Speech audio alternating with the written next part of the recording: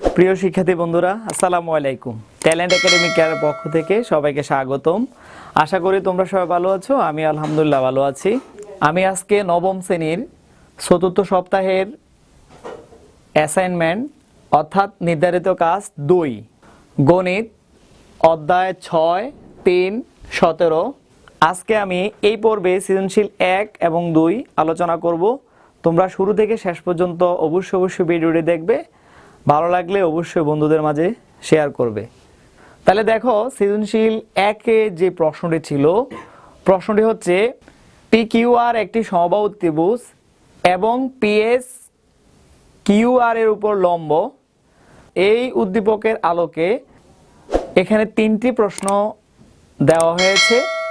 কয়েকটি ছিল PQ সমান 3 সেন্টিমিটার হলে ত্রিভুজ PQR এর ক্ষেত্রফল কত।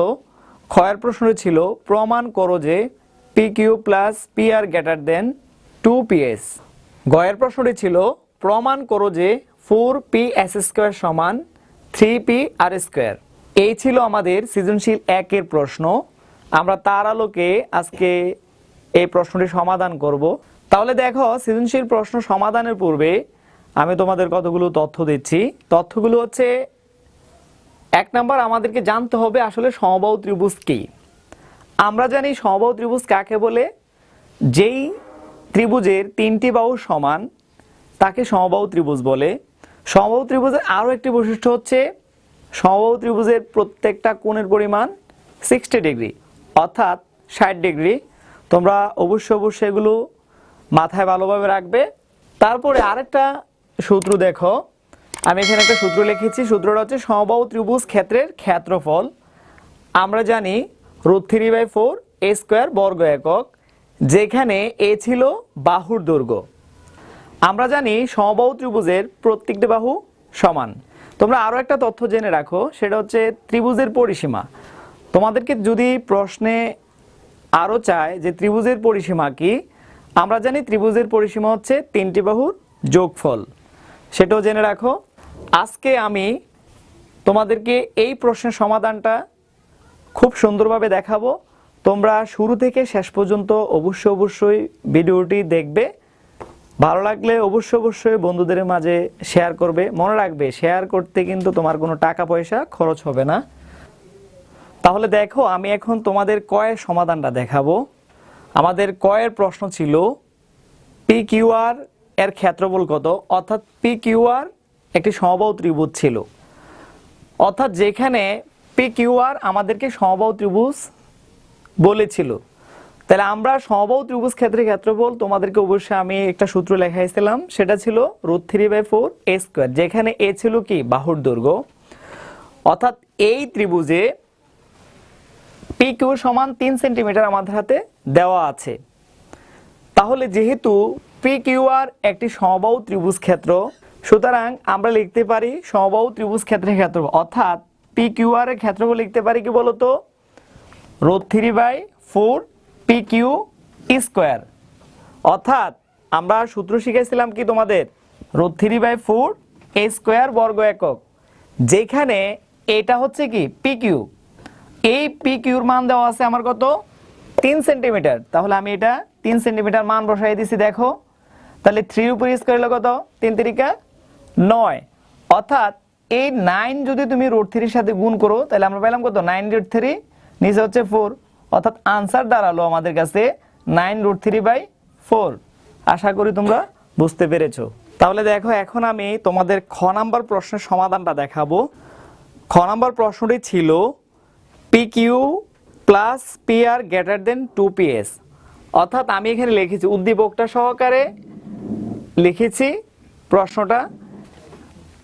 তার আলোকে আমি এখানে চিত্রটা অঙ্কন করেছি। দেখো, তাহলে দেখো, আমাদের উদ্দীপকে ছিল PQR একটি সমবাহু ত্রিভুজ। তাহলে আমরা এখানে PQR একটি সমবাহু ত্রিভুজ অঙ্কন করেছি, যেখানে PS, এই PSটা ছিল QR উপরে, এই QR এর উপরে লম্ব। অর্থাৎ এখানে PSটা কি এখানে লম্ব। তার আলোকে আমি এখন দেখো অঙ্কন লিখেছি। এখন এই PS কে আমরা কে পর্যন্ত বর্ধিতকরণ করি, যেন P পিএস সমান, অর্থাৎ এই পিএস সমান এস কে হয়, অর্থাৎ পিএস যতটুকু আছে এস কেটা ততটুকু হবে। তারপরে যে কাজটা করেছি সেটা হচ্ছে আর কে কি করেছি, যোগ করেছি। এতটুক ছিল অঙ্কন। এখন প্রমাণ দেখো। তাহলে আমরা জানি কোনো সমবাহু ত্রিভুজের শীর্ষবিন্দু হতে অঙ্কিত লম্ব বিপরীত বাহুকে সমদ্বিখণ্ডিত করে। তাহলে আমরা বলতে পারি এখানে পি কিউ আর একটি কি সমবাহু ত্রিভুজ, যেখানে আমাদের উদ্দীপক বলা ছিল পি কিউ আর কি একটি সমবাহু ত্রিভুজ। তাহলে আমরা এখানে যে সূত্রটা লিখলাম সেই সূত্রটা কি বলতো, কোনো সমবাহু ত্রিভুজের শীর্ষবিন্দু হতে, অর্থাৎ এই শীর্ষবিন্দু হতে অঙ্কিত লম্ব, এই যে লম্বটা অঙ্কন করা হয়েছে পিএস একটা লম্ব ছিল না, এই অঙ্কিত লম্বটা বিপরীত বাহুকে সমদ্বিখণ্ডিত করে। তাহলে আমরা এখন পি শীর্ষবিন্দু হতে কিউ বিপরীত বাহুর উপর অঙ্কিত লম্ব পিএস পেলাম। অর্থাৎ আমরা কি পেলাম এখন, এই পি শীর্ষবিন্দু হতে কিউ আর বিপরীত বাহুর উপরে, মানে এটার বিপরীত বাহু কোনটা, এটা না, এটার উপরে আমরা এই পিএসটা কি পেলাম, লম্ব পেলাম। তাহলে দেখো এখন আমরা পি কিউ এস ও এস কে আর এই দুইটা ত্রিভুজের মাঝে আমরা পাচ্ছি পিএস সমান সমান এই পিএস সমান এস কে, কিউএস সমান এস আর। তাহলে আমরা পাচ্ছি কে এস আর পি এস কিউ। কেন সমান বলো তো, এইটার বিপরীত কোণ হচ্ছে এইটা, অর্থাৎ এই কোণটা বিপরীত কোণ হিসাবে কি সমান আমরা লিখতে পারি। তাহলে আমরা দুইটা ত্রিভুজের মাঝে পেলাম দুইটা বাহু সমান এবং একটি কোণ সমান। তাহলে বাহু কোণ বাহু উপপাদ্য অনুসারে ত্রিভুজ দুইটা কি, আমরা অবশ্যই সপ্তম শ্রেণীতে শিখেছি ত্রিভুজ দুইটা সর্বসম। তাহলে আমরা লিখতে পারি ত্রিভুজ পি এস কিউ সর্বসম ত্রিভুজ এস কে আর।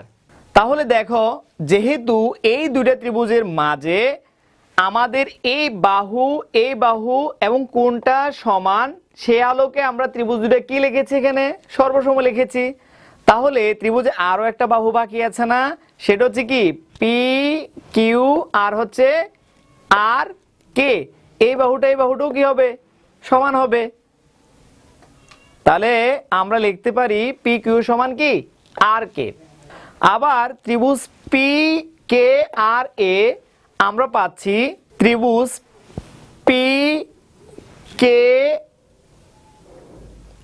আর, অর্থাৎ এই পুরোটা ত্রিভুজ, অর্থাৎ এই পুরোটা ত্রিভুজ এ আমরা পাচ্ছি কি বলতো, আমরা পাচ্ছি পি আর প্লাস আর কে গ্রেটার দেন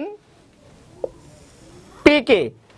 আমরা এটা সূত্র জানি, সূত্রটা কি জানো, আমরা জানি ত্রিভুজের দুইটি বাহু যোগফল তৃতীয় বাহু অপেক্ষা কি বৃহত্তর। এখানে ত্রিভুজের দুইটা বাহুর যোগফল তৃতীয় বাহু অপেক্ষা কি অবশ্যই বড়, সেজন্য আমরা কি দিয়েছি এখানে গ্রেটার দেন দিয়েছি। তাহলে এখানে পি আর যেভাবে আছে আমরা এভাবে রেখে দিয়েছি, আর কে সমান সমান আমরা লিখতে পারি কি পি কিউ। তারপরে এই পি কে সমান লিখতে পারি P S plus S K, অর্থাৎ এই পুরোটা পি কে, এই পুরোটা না, তাহলে দুইটা ভাগে ভাগ করছে, এটা একটা অংশ, এইটা একটা অংশ। তাহলে তার আলোকে আমরা কি লিখছি, পি কে এর পরিবর্তে দেখো পিএস প্লাস এস কে। যেহেতু পিএস সমান সমান এস কে, তাহলে আমরা প্রমাণ মিলানোর সুবিধার্থে আমরা এখানে এস কে সমান লিখতে পারি কি পিএস। তাহলে এইটা যেটা আছে আমরা এটা রেখে দিয়েছি, এখানে পিএস একটা, এখানে একটা, কয়টা হয়েছে বলো তো, দুইটা, অর্থাৎ 2PS। সুতরাং P R plus P Q greater than 2PS প্রমাণিত। আশা করি তোমরা বুঝতে পেরেছো।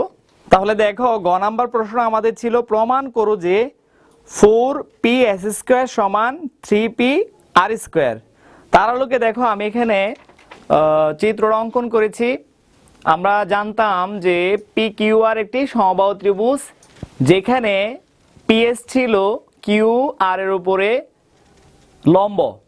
তাহলে আমি এখানে লিখেছি দেখো ত্রিভুজ পি কিউ আর একটি সমবাহু ত্রিভুজ, যেখানে আমরা জানি ত্রিভুজের তিনটে বাহু কি থাকে, সমান থাকে। যেহেতু সমবাহু ত্রিভুজ সেই হিসেবে পি কিউ সমান কিউ আর সমান P R, P S Q R উপর কি লম্ব। সেখান থেকে আমাদের প্রমাণ করতে হবে 4p s স্কয়ার সমান 3p r স্কয়ার।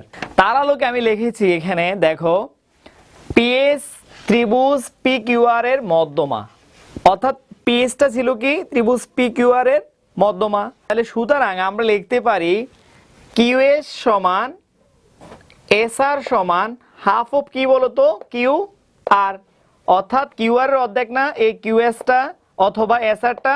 তাহলে সেই হিসেবে আমরা লিখছি কি দেখো তো কিউএস সমান এস আর সমান হাফ অফ কিউ আর। যেহেতু কিউএস সমান এস আর সমান হাফ অফ কিউ আর ছিল, তাহলে সেই হিসেবে তো আমরা half of Q P half of P আরও লিখতে পারি। কারণ হচ্ছে আমরা জানি এটা কি ত্রিভুজ, সমবাহু ত্রিভুজ। সমবাহু ত্রিভুজের তিনটা বাহু কি থাকে, সমান থাকে। সুতরাং ওইগুলোরও তো এই অংশটা অর্ধেকই হবে। তাহলে সেই হিসেবে আমরা লিখলাম যেহেতু পিএস লম্ব কিউ আর ছিল সেই হিসাবে পি এস কিউ একটি কি ত্রিভুজ বলতো, সমকোণী ত্রিভুজ। তাহলে সমকোণী ত্রিভুজে আমরা পিথাগোরাসের উপপাদ্য অনুসারে লিখতে পারি অতিভুজ স্কয়ার সমান লম্ব স্কয়ার প্লাস কি ভূমি স্কয়ার। তাহলে দেখো সেই হিসাবে আমি লিখেছি এখানে পি কিউ স্কয়ার সমান যেখানে অতিভুজ ছিল, পি এস স্কয়ার যেখানে লম্ব ছিল, কিউ এস স্কয়ার যেখানে কি ছিল ভূমি ছিল। অর্থাৎ অতিভুজ স্কয়ার সমান লম্ব স্কয়ার প্লাস কি ভূমি স্কয়ার। সেই হিসেবে আমরা এখানে লিখলাম। তাহলে পি কিউর পরিবর্তে আমরা লিখতে পারি পি আর। পি আর কেন জানো, কারণ হচ্ছে যেহেতু সমবাহু ত্রিভুজ ছিল, আমরা জানি সমবাহু ত্রিভুজের কি তিনটা বাহুই সমান। পি কিউ যে কথা পি আর একই কথা, তাহলে পি কিউর পরিবর্তে আমরা পি আর লিখলাম। পি এস এখানে যেভাবে সেভাবে রেখে দিলাম। আমরা আগে লিখেছিলাম কিউ এস সমান হচ্ছে হাফ অফ কি পি আর, আমরা দেখে আসছিলাম দেখো কিউ এস সমান কি দেখাইছিলাম হাফ অফ পি আর। তার পরিবর্তে কিউ এস এর পরিবর্তে আমরা মান বসাইছি, যেহেতু স্কয়ার ছিল আমরা স্কয়ারটা দিয়ে দিয়েছি। এই স্কয়ারকে আমরা ভাঙলে 2 দুগুণে কত পাই 4 পাই। পরে আমি লসাগু করেছি 4 লসাগু করলে হর দ্বারা ভাগ লব দ্বারা কি গুণ। তাহলে 4p s স্কয়ার একে 4p s স্কয়ার, এখানে 4 কে 4 দ্বারা ভাগ করলে 1 পাই, তার মানে pr স্কয়ার একে pr স্কয়ার। তারপরে যে কাজটা করেছি দেখো আর আর গুণ করে দিয়েছি। তাহলে এখানে আমরা আর আর যদি গুণ করি 4pr স্কয়ার একে 4pr স্কয়ার লেখা যায়, লেখা যায়। আর উপরের যে অংশটা ছিল সেই অংশটা হুবহুব রেখে দিয়েছি।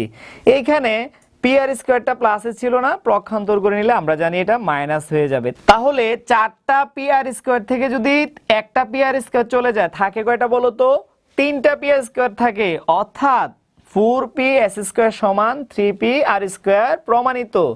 উদ্দীপকের আলোকে আমরা প্রমাণ করতে সক্ষম হয়েছি। আমরা এখন সৃজনশীল প্রশ্ন 2 এর সমাধান নিয়ে আলোচনা করব। তার পূর্বে আমি প্রশ্নটি নিয়ে আলোচনা করছি। দেখো আমি বোর্ডে লিখেছি এখানে উদ্দীপকটি ছিল ত্রিভুজ DEFA DE greater than EF এবং অ্যাঙ্গেল E ও অ্যাঙ্গেল F এর সমদ্বিখণ্ডিক দ্বয় পরস্পর P বিন্দুতে ছেদ করেছে এবং বহিঃদ্বিখণ্ডিক দ্বয় Q বিন্দুতে ছেদ করেছে।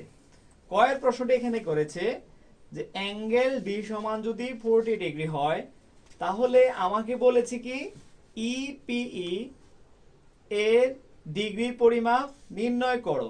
ক্ষয়ের প্রশ্নটি করেছে আমাদের করেছে বর্ধিত EP DF কে M বিন্দুতে ছেদ করলে প্রমাণ করো যে DME একটি স্থূলকোণ। গয়ের প্রশ্নে আমাদের করেছে প্রমাণ করো যে অ্যাঙ্গেল EQF সমান 90 degree minus half of angle D। তাহলে চলো এই প্রশ্নগুলোর আলোকে আমরা সৃজনশীল প্রশ্নটা সহজেই সমাধান করি। তাহলে দেখো কয়েতে আমি উদ্দীপকের আলোকে চিত্রটা অঙ্কন করেছি। এখানে ত্রিভুজ DEF, এই ত্রিভুজে DE গ্রেটার দেন ছিল EF এবং অ্যাঙ্গেল E এবং অ্যাঙ্গেল F সমদ্বিখণ্ডিক দ্বয় পরস্পর P বিন্দুতে ছেদ করেছে। আমরা তার আলোকে এখানে চিত্রটা অঙ্কন করেছি। দেওয়া ছিল আমাদের অ্যাঙ্গেল D সমান কত ডিগ্রি 40 ডিগ্রি। তাহলে আমরা জানি অর্থাৎ আমরা লিখতে পারি, সুতরাং অ্যাঙ্গেল ইডিএফ সমান 90 degree plus half of D. তাহলে আমরা এখানে শুধু ডি এর মানটা কি বসিয়ে দিব। ডি এর মান ছিল আমাদের হাতে কত 40 ডিগ্রি, তাহলে এখানে আমরা ডি এর মানটা 40 ডিগ্রি বসাই দিলাম। এই 40 কে যদি আমরা 2 দ্বারা ভাগ করি তাহলে 20 দুগুণে কত 40, তাহলে 90 ডিগ্রি প্লাস 20 ডিগ্রি যোগ করলে হচ্ছে 110 ডিগ্রি। অর্থাৎ আমরা অ্যাঙ্গেল ইডিএফ সমান পাইলাম কত 110 ডিগ্রি। তাহলে খটা দেখো, খটা আমাদেরকে বলেছে বর্ধিত ইএফ, অর্থাৎ এই ইএফটা বর্ধিতকরণ করলে ডিএফ কে, এখানে এই ডিএফ কে এম বিন্দুতে ছেদ করে। অর্থাৎ আমাদেরকে প্রমাণ করতে হবে যে ডিএমই অর্থাৎ এই কোণটা একটি স্থলকোণ। তাহলে অঙ্কনে দেখো ই বিন্দু হতে ডিএফ রেখার উপরে ই কে একটি লম্ব আঁকি। তাহলে আমি এখানে ডিএফ রেখার উপরে ই কে একটি কি এঁকেছি লম্ব এঁকেছি। তাহলে দেখো প্রমাণে আমরা লিখতে পারি ই এম কে ত্রিভুজের বহিস্থ হিসেবে আমরা লিখতে পারি, দেখো অ্যাঙ্গেল ডি এম ই সমান আমরা লিখতে পারি M E k plus M K ই। ডি এম ই সমান আমরা লিখতে পারি কি এই কোণটা আর এই কোণটার যোগফলের কি সমান। তারপর আমরা যেটা লিখেছি দেখো ডি এম ই যেভাবে আছে আমরা এভাবে রেখে দিলাম, এম ই কে যেভাবে আছে আমরা এভাবে রেখে দিলাম। তারপর যে কাজটা করেছি সেটা হচ্ছে এম কে ই দেখো তো এটা সমকোণ না, তাহলে এটা যদি সমকোণ হয় তার পরিবর্তে আমরা লিখতে পারি কত ডিগ্রি 90 ডিগ্রি।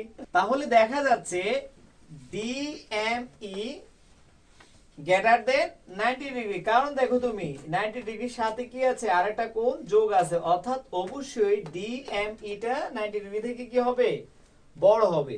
আবার D M E plus E M কে এই দুটোটা কোণ দেখো এই পুরোটা কোণ এই কোণটা আর এই কোণটা মিলে হয়েছে কি 180 ডিগ্রি। আমরা যদি এটাকে সরল কোণ হিসাবে ধরি তাহলে এটা কি হয় 180 ডিগ্রি হয়।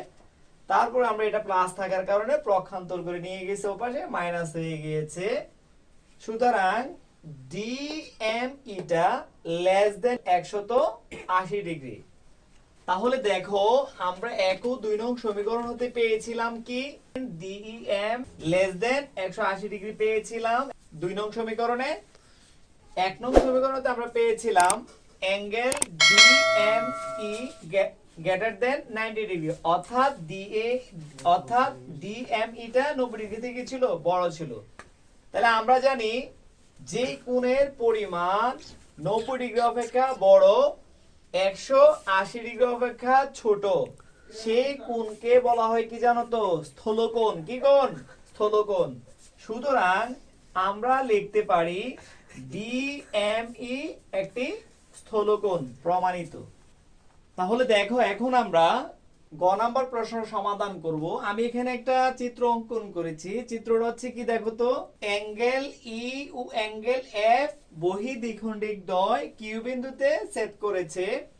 এখান থেকে আমাকে প্রমাণ করতে হবে যে অ্যাঙ্গেল ই কিউ এফ সমান 90 degree minus half of D. তাহলে প্রমাণে দেখো ত্রিভুজ ডিইএফ এর বহিস্থ হিসেবে আমরা লিখতে পারি ডিইএফ এর বহিস্থ অ্যাঙ্গেল এফ ই এম সমান angle D plus angle F. আমরা এটা কি হিসাবে সমান লিখলাম বলতো ত্রিভুজের যে কোনো বাহুকে বর্ধিত করলে উৎপন্ন বহিস্থ কোণ অন্তস্থ বিপরীত কোণ দুটির সমষ্টির সমান। আমরা যে এই কোণটাকে বর্ধিতকরণ করলাম তারপরে যে দুটি কোণ রইল একটা হচ্ছে ডি আর একটা হচ্ছে কি এফ, অর্থাৎ এই দুইটা কোণের সমষ্টি কি হবে, সমান হবে। আমি কথাটা কি বলেছি, আমি আবার বলতেছি শোনো। ত্রিভুজের যে কোনো বাহুকে বর্ধিত করলে উৎপন্ন বহিস্থ কোণ অন্তস্থ বিপরীত দুইটি কোণের সমষ্টি সমান।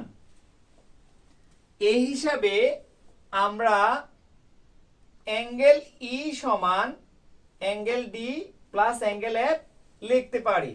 তারপর যে কাজটা আমরা করেছি, উভয় পক্ষে হাফ দ্বারা গুণ করেছি, এখানেও হাফ দ্বারা গুণ করেছি, এখানেও হাফ দ্বারা গুণ করেছি। Half of angle F E M সমান আমরা লিখতে পারি কি বলতো, এফ ই কিউ।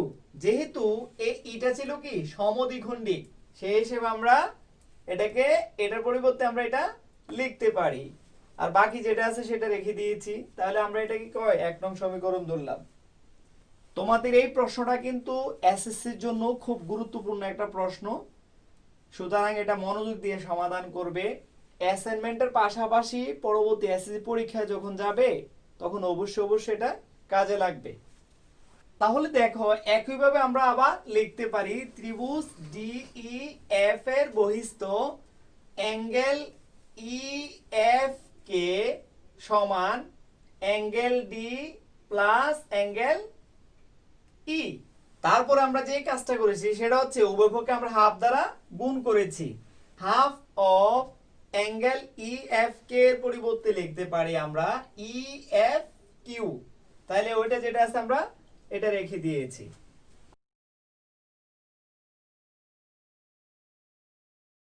এখন আমরা ত্রিভুজ ইএফ কিউ এ আমরা পাচ্ছি, আমরা জানি ত্রিভুজের তিনটি কোণের সমষ্টি কত ডিগ্রি, 180 ডিগ্রি। তাহলে দেখো angle E Q F plus F E Q plus E F Q সমান 180 ডিগ্রি। তাহলে আমরা ত্রিভুজের তিনটি কোণের সমষ্টি কত পাইছি, 180 ডিগ্রি পেয়েছি। তাহলে আমরা ই কিউ এফ যেভাবে আমরা এভাবে রেখে দিয়েছি। তাহলে অ্যাঙ্গেল এফ ই কিউ এর মান আমরা পেয়েছিলাম ওই 1 নং সমীকরণে half of D half of F, তারপর অংশতে পেয়েছিলাম আবার কি half of D half of E, তাহলে সমান 180 ডিগ্রি যেভাবে আমরা এভাবে রেখে দিলাম। এই পুরোটা অংশ থেকে আমরা পরবর্তী লাইনে যে কাজটা করি সেটা হচ্ছে হাফ কমন নিয়েছি। কমন নিলে কি থাকে, angle D, angle F, angle E, angle D. তাহলে তারপরে লাইনেও আমরা হাফ যেভাবে আমরা এভাবে রেখে দিয়েছি, পূর্বের অংশ যেভাবে আমরা এভাবে রেখে দিলাম।